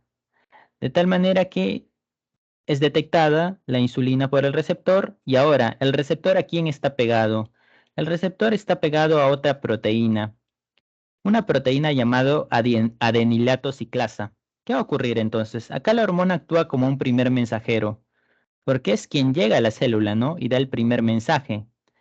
La cuestión es que la proteína no puede ingresar. ¿Por qué no puede ingresar? Porque la membrana celular, ¿de qué está formada? La membrana celular está formada por fosfolípidos. Una proteína no es compatible con fosfolípidos, no puede ingresar porque los fosfolípidos son lípidos. Ese sí que se queda ahí, no pasa al dentro de la célula. ¿Quién envía la señal entonces? La señal lo envía la adenilato ciclasa. Y es así que va a generar una señal, una segunda señal. Y esa segunda señal es conocida como segundo mensajero. ¿Qué es esta molécula de acá? AMPC. AMP en realidad es similar al ATP. ATP significa adenosin trifosfato. Solo que AMP significa adenosín monofosfato, ¿no? Esa es la diferencia. Este tiene 2 fosfatos menos, solo tiene 1, monofosfato. ¿Y la C qué significa? La C significa cíclico.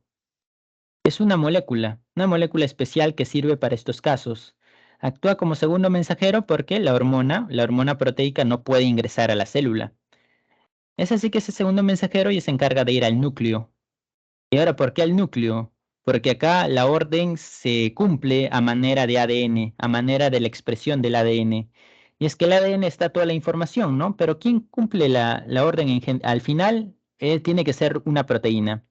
Es así que el AMP cíclico va hacia el ADN para que algunos genes de estos se expresen. ¿Se expresen en qué? Se expresen en proteínas, en otras proteínas. Y es que al final las funciones de las células, ¿quiénes las realizan?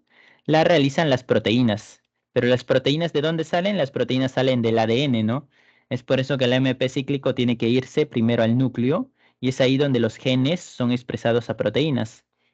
¿En qué tipo de proteínas, por ejemplo? Bueno, en proteínas que cumplan la función que quiere dar la hormona. En este caso, por ejemplo, la insulina que busca. La insulina busca reducir la cantidad de azúcar en la sangre. De tal manera que estas proteínas van a estar relacionadas con esa función, ¿no? Disminuir la cantidad de azúcar en la sangre. ¿Bien? Es así como lo hace una hormona proteica. Pero ¿qué pasa con una hormona lipídica? Acá es más fácil. ¿Por qué?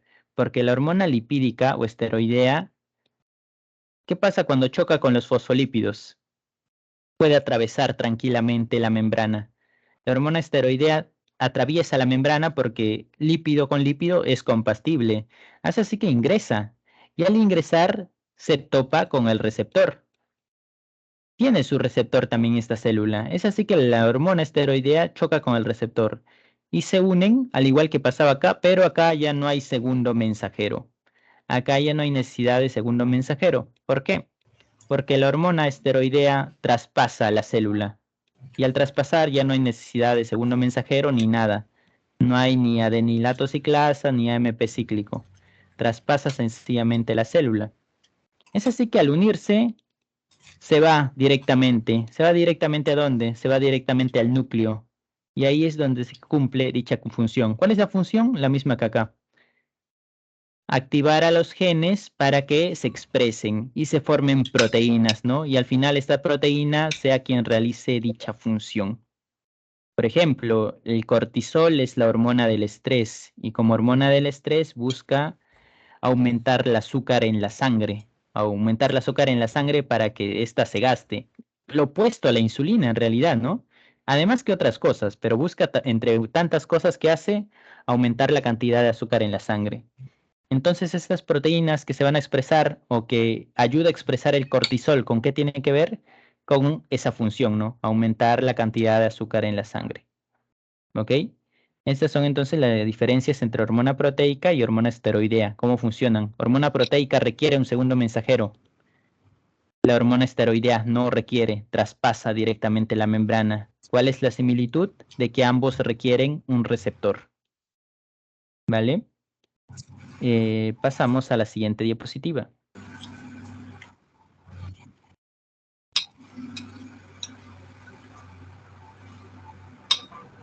Profesor, la proteica es la que requiere de un mensajero, ¿verdad? Disculpa, no escuché. Que la hormona proteica es la que requiere de un mensajero. Ajá, requiere de un segundo mensajero. Gracias.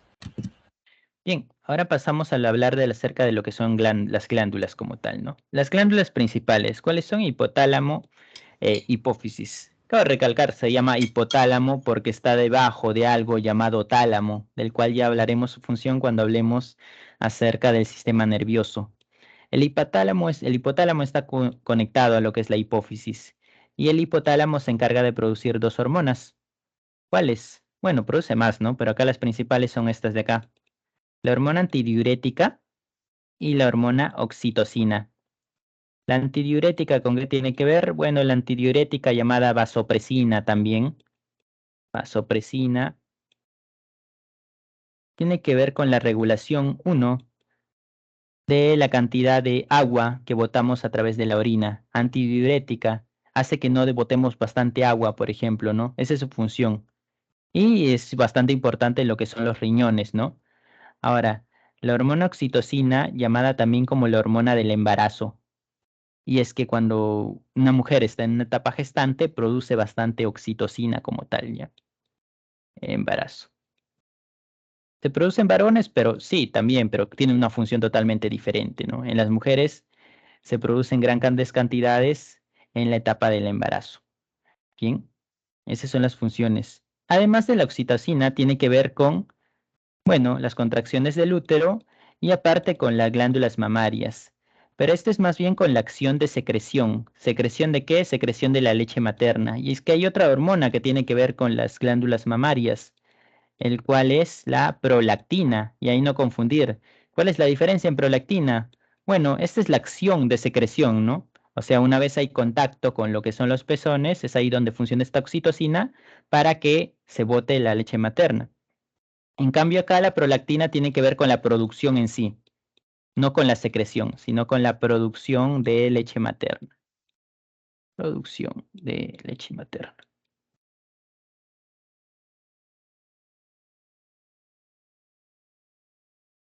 Bien, entonces estábamos en el que el hipotálamo produce dos hormonas, la antidiurética y oxitocina. Antidiurética también se llama vasopresina, ese es su segundo nombre. Pero el hipotálamo no lo secreta directamente a la sangre, sino que lo hace a través de la hipófisis. Una vez lo produce el hipotálamo, estas dos hormonas, antidiurética y oxitocina, lo pasa a la hipófisis. Y es que acá la hipófisis se puede dividir en dos partes. En el lóbulo posterior de la hipófisis, el cual vamos a conocer como neurohipófisis. ¿Por qué neuro? Porque está conectado a algo que es propio del sistema nervioso, como el hipotálamo. Por eso se llama neurohipófisis. Y el lóbulo anterior de la hipófisis que se llama adenohipófisis. ¿Por qué adeno? Adeno significa glándula. Y se llama así porque esta zona de la hipófisis, la parte más grande, se va a encargar de producir sus propias hormonas. La neurohipófisis tiene la oxitocina, la antidiurética, pero no las ha producido, sino que son derivadas del hipotálamo. En cambio, la adenohipófisis ya produce sus propias hormonas. Esa es la diferencia. ¿Qué hormonas? La hormona tirotrofina. Y acá se le llama glándula maestra a la hipófisis porque se encarga de regular a otras glándulas. Por ejemplo, la tirotrofina o TH, como es más conocida, estimula a la glándula tiroides. La adrenocorticotrofina o ACTH, por sus siglas, recordémoslo más por las siglas, se encarga de estimular a las glándulas suprarrenales. La prolactina ya se va directamente a estimular a las glándulas mamarias, ¿no? Para la producción de leche materna. La hormona de crecimiento, o llamada también somatotrofina, ¿qué es lo que hace? Se encarga de estimular a los huesos y a los músculos para que crezcan, obviamente, ¿no? Somatotrofina, y acá cabe recalcar también otra hormona llamada somatoestatina, que es lo contrario a la hormona de crecimiento. Acá es somatotrofina, somatotropina también.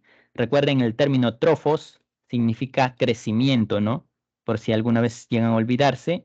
Somatotrofina, crecimiento. Hay otra, que por ahí no vayan a confundirse, que se llama somatoestatina. ¿Y qué es lo contrario? Estato viene de estático. ¿Y esto qué es lo que hace? Esto detiene el crecimiento. Obviamente depende del estadio de la persona, ¿no? Por ejemplo, cuando somos pubertos, adolescentes, se produce gran cantidad de somatotrofina. En cambio, ya siendo adultos, se produce esta otra versión, la somatoestatina. Finalmente tenemos a la FSH y LH, que se produce tanto en varones como en mujeres. Claro, con funciones distintas, pero se encargan de estimular a las gónadas. Tanto FSH y LH estimulan a lo que es el testículo y a lo que es el ovario. Y como ven acá, la mayoría son hormonas que estimulan a otras glándulas. Se encargan de estimular a otras glándulas y acá cada glándula se encarga de producir otra cosa adicional, ¿no? Por ejemplo, la tiroides va a producir tiroxina. ¿Y de qué depende que produzca tiroxina? De esta hormona de acá que la estimula. Acá lo mismo. Hay una hormona que estimula esta glándula. Hay otra hormona que va a estimular esta glándula. El resto ya son, bueno, estas son gónadas, pero son glándulas también y son estimuladas por otras hormonas. ¿Que derivan de quién? Que derivan de la adenohipófisis como tal. Esta es la hipófisis, entonces. En lo que nos referimos a otra glándula. ¿A quién vamos a ver? Bueno, esta es la glándula pineal. Que no confundir con la hipófisis que se llama glándula pituitaria, no, esa es otra cosa. No vayan a confundir los términos. Acá la glándula pineal produce una sola hormona, la melatonina. ¿Y cuál es la función principal de la melatonina? Es regular este ciclo, vigilia, sueño. Vigilia es cuando estamos despiertos, sueño obviamente cuando estamos dormidos.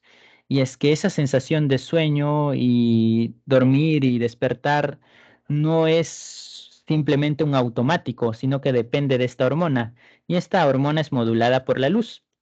Es así cuando nosotros estamos expuestos a gran cantidad de luz, no nos va a dar sueño, a menos que haya algo externo, ¿no? Como un cansancio, por ejemplo. Pero en etapas normales, expuestos a gran cantidad de luz, no nos vamos a dormir. Es por eso que es importante, sobre todo por ustedes que están estudiando, que cuando estén a punto de irse a dormir, no se expongan a la luz clásica de las laptops o los celulares, o si tienen que usar los celulares, ponerlo en modo nocturno, porque eso hace que la luz sea menos intensa, porque si están expuestos a la luz, va a costarles más trabajo dormir, una media hora, unos 40 minutos más para que ustedes puedan dormir. Si pasan un tiempo así sin estar expuestos a la luz, como 10 minutos, 20 minutos, va a ser más fácil que puedan dormir y de esa manera descansar mejor. Así que hay que recordar esto, melatonina estimulada por la luz y controla este ciclos, ¿no? Vigilia y sueño. Bien. Pasamos a la siguiente diapositiva, a menos que tengan alguna pregunta o consulta. A ver, Brini nos dice la somatotropina, ¿a qué mecanismo pertenece? La somatotropina lo que hace es estimular el crecimiento, ¿no? Esto lo que hace es hormona de crecimiento, somatotropina. Esto es una proteína, así que el mecanismo ya lo sabemos, ¿no? Genera un segundo receptor. La gran mayoría son proteínas, la gran mayoría son proteínas. Los que son lípidos son el cortisol, por ejemplo, lo termina siendo, por ejemplo, lo que es el ADH, es otro lípido, y también termina siendo la testosterona, progesterona, otro tipo de lípidos, ¿no? La gran mayoría tienden a ser proteínas. Bien. Si no hay alguna pregunta hasta acá, pasamos a la siguiente diapositiva.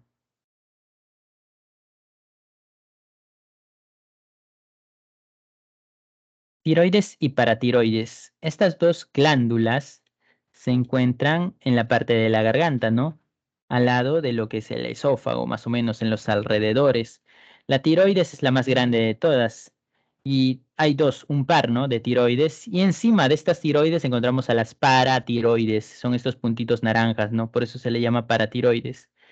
Las hormonas principales de la tiroides es la tiroxina y calcitonina, que por su nombre ya podemos inferir, ¿no? Tiene que ver con el calcio. Ahora, en lo que se refiere a la tiroxina, esto tiene que ver con el crecimiento, y es que no es una sola hormona, sino son varias. La tiroxina participa también en el crecimiento y en la velocidad del metabolismo, lo cual es algo fundamental.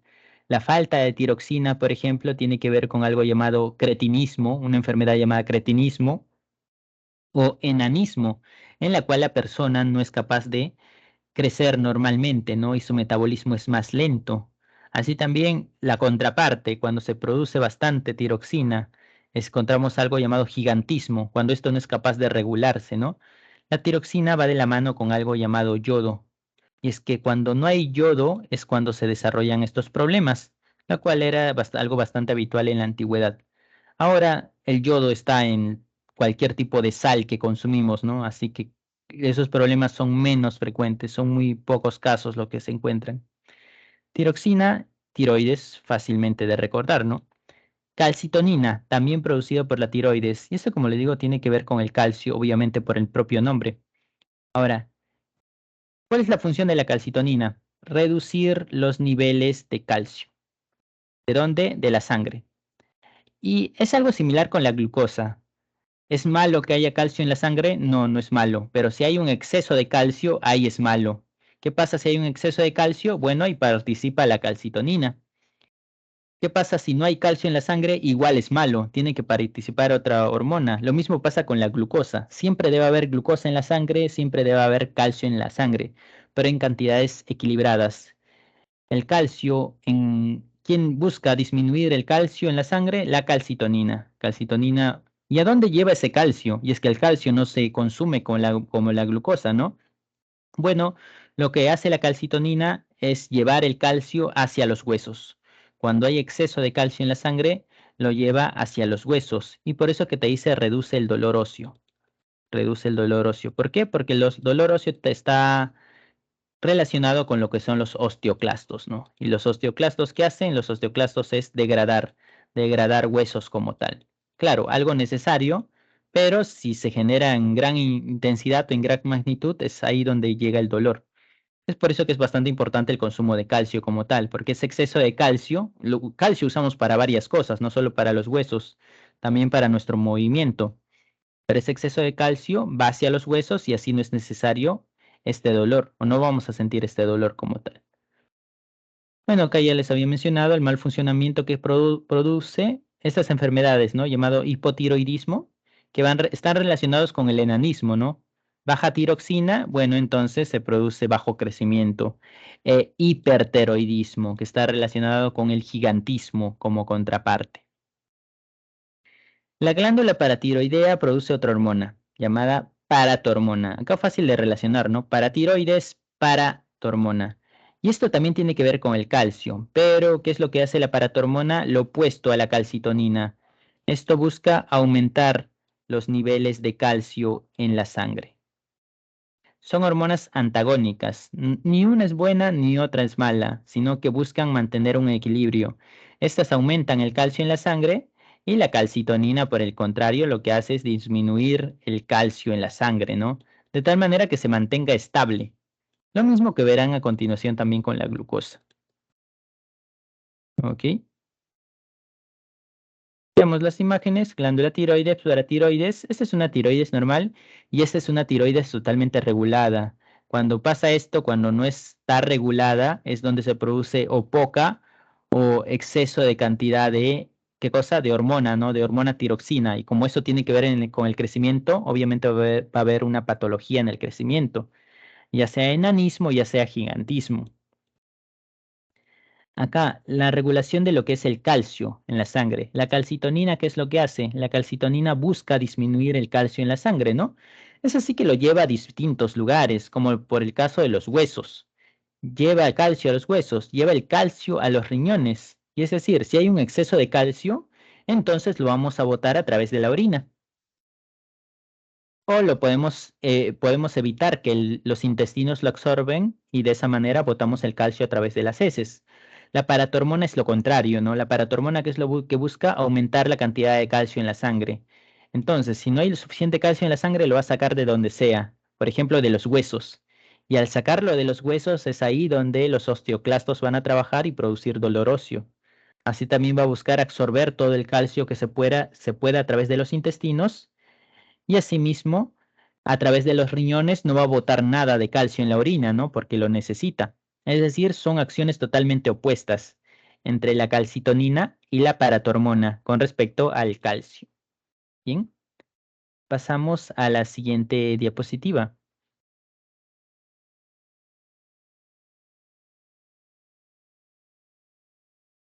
El timo produce la hormona timosina. ¿La timosina con qué tiene que ver? Tiene que ver con la maduración de linfocitos T. Linfocitos T, T precisamente viene de timo, ¿no? Para no olvidarnos. Timo, timosina, linfocitos T, timo. Tiene que ver con estos, con la moderación de los linfocitos T. En respecto a las glándulas suprarrenales, ¿tenemos a cuáles? Tenemos al cortisol y tenemos a la aldosterona.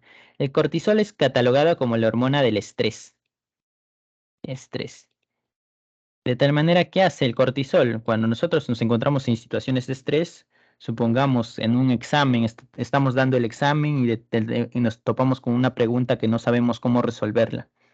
Entonces, por ahí nos vamos a topar en una situación de estrés. ¿Qué es lo que hace nuestro cuerpo a través del cortisol?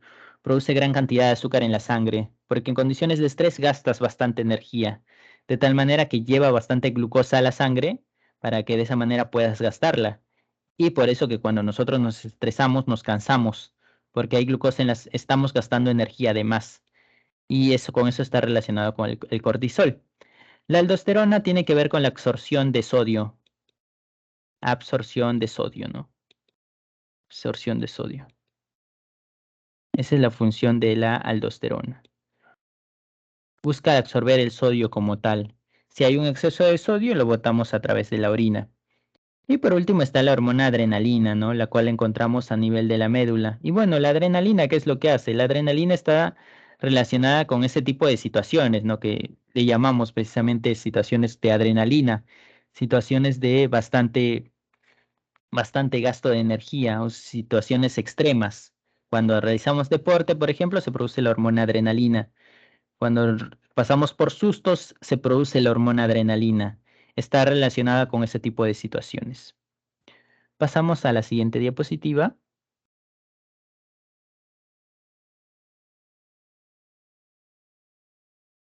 El páncreas. El páncreas produce lo que es las hormonas glucagón, insulina y somatostatina.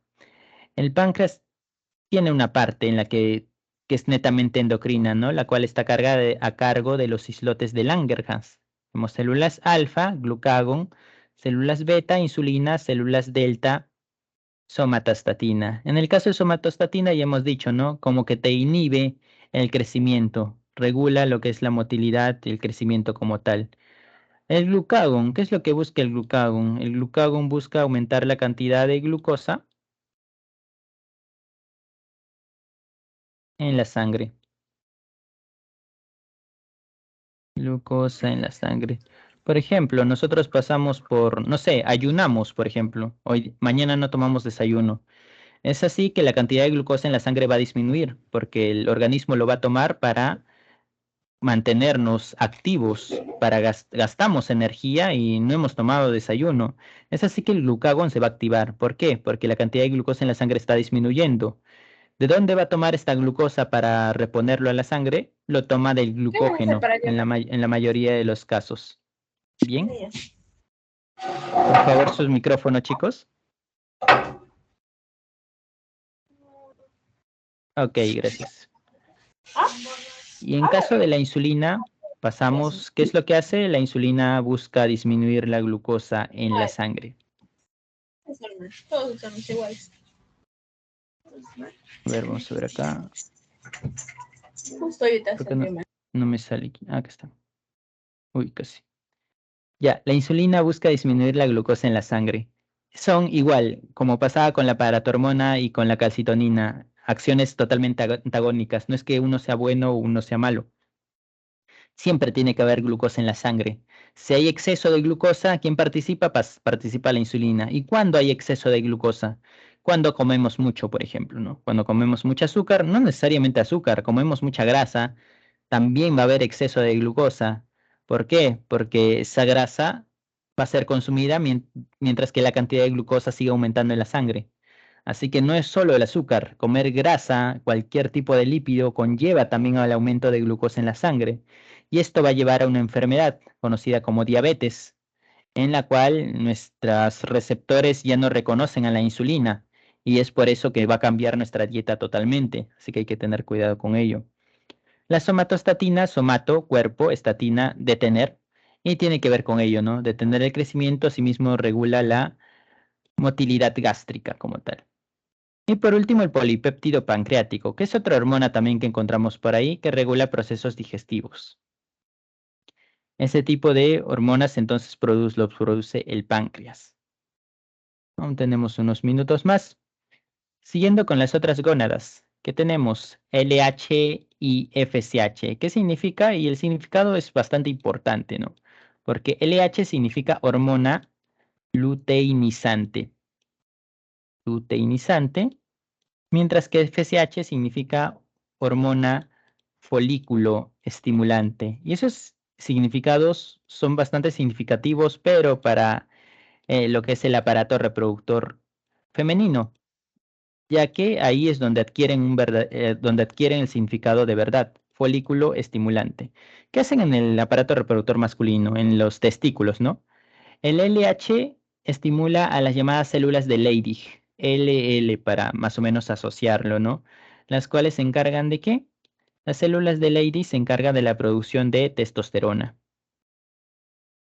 Testosterona. La cual es una hormona propia ¿de quién? La hormona propia de lo que son los testículos como tal. Mientras que la FSH-FS se encarga de estimular a las células de Sertoli. Y esto tiene que ver con quién? Con la espermatogénesis. ¿Qué es la espermatogénesis? Es la formación de espermatozoides. Básicamente, la LH se encarga de la producción de testosterona, la hormona del testículo, y lo que es la FSH, la producción de los gametos, ¿no? Los espermatozoides, a través de las células de Sertoli. Bien. En el caso de aparato reproductor femenino, los ovarios, vamos a encontrar algo, lo que podríamos decir como algo análogo. ¿Por qué? Porque la FSH se encarga de la producción de algo llamado folículos. Folículos. Y a través de esos folículos se va a producir el ovocito. Y eso lo veremos mejor cuando toquemos la parte de aparato reproductor. Volveremos a tocar esta parte. A través de los folículos se produce el ovocito, y es que a diferencia de los varones producen miles de millones de espermatozoides a la vez, y la mujer solo produce un ovocito secundario, uno al mes en la mayoría de los casos, ¿no? ¿Quién se encarga de eso? La FSH.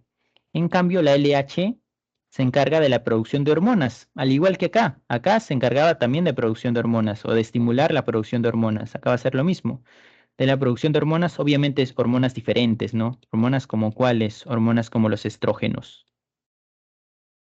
Y también de hormonas como la progesterona. Cuando ya toquemos la parte de aparato reproductor femenino, veremos más acerca de las acciones de FSH, LH. Bien. ¿Hasta acá tienen alguna pregunta, chicos?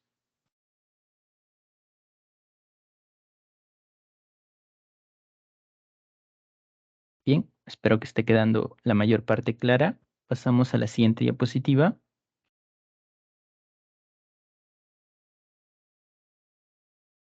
Sistema inmunológico. Aún tenemos unos 4 minutos.